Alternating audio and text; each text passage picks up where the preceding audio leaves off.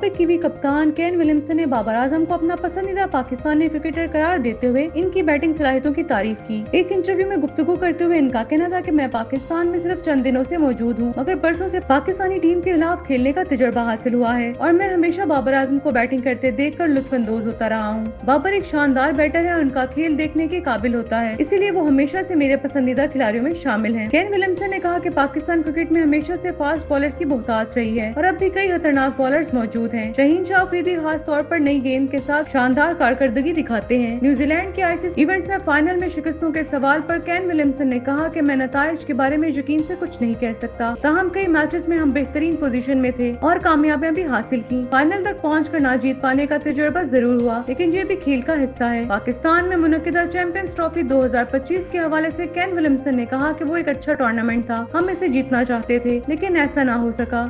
खैर, जिंदगी आगे बढ़ती है और अब हमारा अगला हद पाकिस्तान सुपर लीग है।